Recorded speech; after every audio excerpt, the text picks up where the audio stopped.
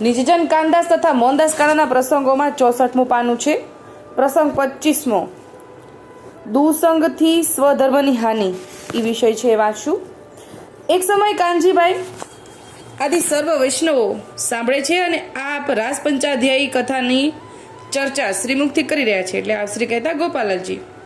એમાં એવો પ્રસંગ આવ્યો કે શ્રી પુરુષોત્તમ તેણે ગોપ વધુઓ સાથે મનોહર સુંદર રાસ ક્રીડા કરી અને મનોરથ પૂરા કર્યા. એમાં સુખદેવજીના વચન સાંભળીને રાજા પરીક્ષિતના મનમાં શંકા ઉત્પન્ન થઈ કે હે મુનિરાજ, ઠાકોરજી જગદીશ્વર ધર્મની સ્થાપના કરવાવાળા, અધર્મને નાશ કરવાવાળા આ જગતમાં બળદેવજી સાથે અવતર્યા છે, તો તે ધર્મની મર્યાદાઓના કહેનારા, કરનારા અને રક્ષા કરનારા છે. તો આ રાસલીલા વિશે સંદેહ થયો. હવે સુખદેવજીના મનમાં થયું કે આ ભગવદ ઈચ્છા નથી. પ્રશ્નનો ઉત્તર તો આપ્યો, પણ મનમાં એવું થયું કે પાત્રાનુરૂપ ફલમ, જેવું પાત્ર એવું ફળ. એટલે અહીંયા એનો અધિકાર આગળ વાત કરવાનો કે સાંભળવાનો આ નથી. અને અહીંયા વાત સંભળાવવી ન જો, એટલે મારે વાત કરવી નથી, આવું સુખદેવજીએ વિચાર્યું. એ ભાગવત રહસ્ય સુખદેવજીએ કહ્યું અને પરીક્ષિતે સાંભળ્યું.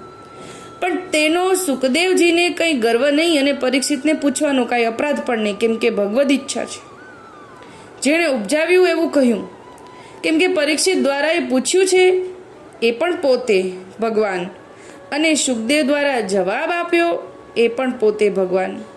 તે બંનેના હૃદયમાં આપે બિરાજીને પોતાની ભક્તોની શંકાનું નિવારણ કર્યું. બીજાને તેની ગમજ ક્યાંથી પડે?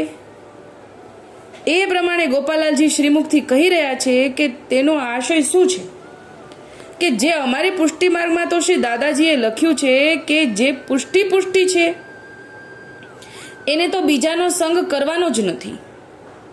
એમાં બીજાને ચર્ચા કહેવાની કે સાંભળવાની જ નથી.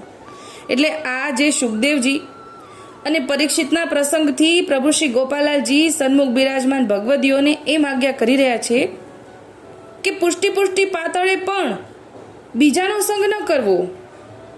પુષ્ટિ જીવો માટે જે ભગવત ચર્ચા, જે વચનામૃત, જે ગૂઢ લીલા રહસ્યો બધા પુસ્તકમાં આપેલા છે, એ બીજા અન્ય જીવો સાથે ન કરવી અને બીજા જીવોનું સાંભળવું નહીં. કારણ કે ભીંજાયેલા કપડાની સાથે કોરું રાખીએ તો તેને પણ ભીંજવે. કેમ કે પુષ્ટિ સંગથી જ પુષ્ટિ બુદ્ધિ આવે. એની ઉપર ભાષાનો દોરો છે.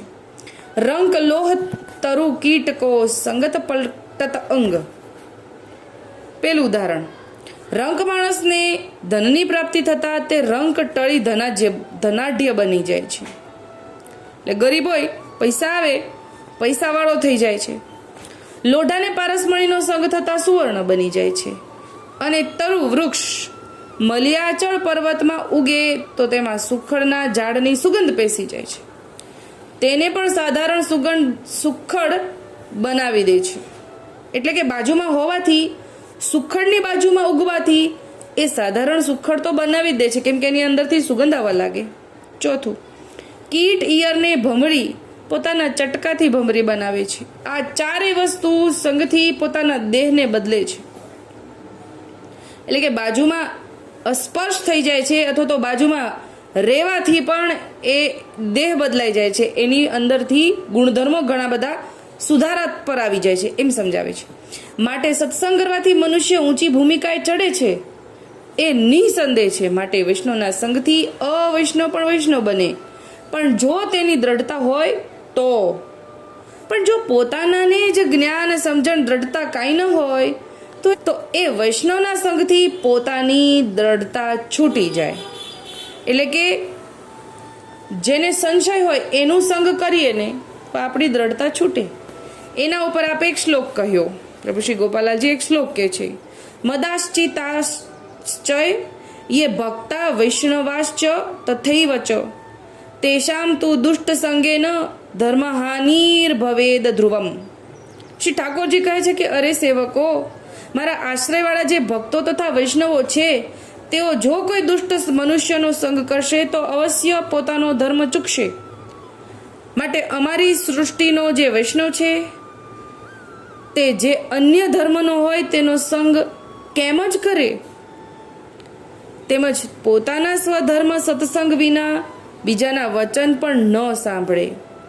તેના ઉપર પાછો ગીતાજીનો એક શ્લોક કહે છે, શ્રેયાન સ્વધર્મો વિગુણ પરધર્માસ્વનુષ્ઠિતાત સ્વધર્મે નિધનમ શ્રેય પરધર્મો ભયાવહ. પારકા ધર્મ કરતાં પોતાનો ધર્મ ઓછા ગુણવત્તાવાળો હોય તો પણ પોતાનો ધર્મ સારો છે, આવું ગીતાજીમાં લખ્યું છે. પોતાના ધર્મમાં મરણ થાય તે સારું, પણ પારકો ધર્મ બહુ જોખમ ભરેલો છે. વળી તે સ્વધર્મ ચૂકે તેનું જે સ્વધર્મ ચૂકે તેનું સર્વસ્વ નાશ થાય છે. એ પ્રમાણે કાનજીભાઈ આદિ સર્વ વૈષ્ણવ સાંભળી રહ્યા છે. તે બહુ પ્રસન્ન થયા. સ્વગુરુ જે ઈશ્વર આપ પોતે જ પ્રગટ્યા છે એના વચનથી જ કલ્યાણ છે. કે અહીંયા આપણને એમ સમજાવે છે કે સંગ એવાનો જ કરવો જેનાથી આપણી ધર્મની વૃદ્ધિ થાય. કોઈ સંશય કરે ત્યાંથી દૂર જતું રહેવું. એ સંશયવાળાનું અગર જો આપણી પાસે ભગવદીનો જવાબ હોય, ભગવદી દ્વારા એનો સંદેહ દૂર થઈ જતો હોય તો એ સંદેહ દૂર કરી નાખવું, બાકી એનો સંગ ન કરવો, દૂર થઈ જવું, એવું સમજાવે છે. આપણે તો હંમેશા ઉત્તમ ભગવદીનો જ સંગ કરવો એવું સમજાવે છે.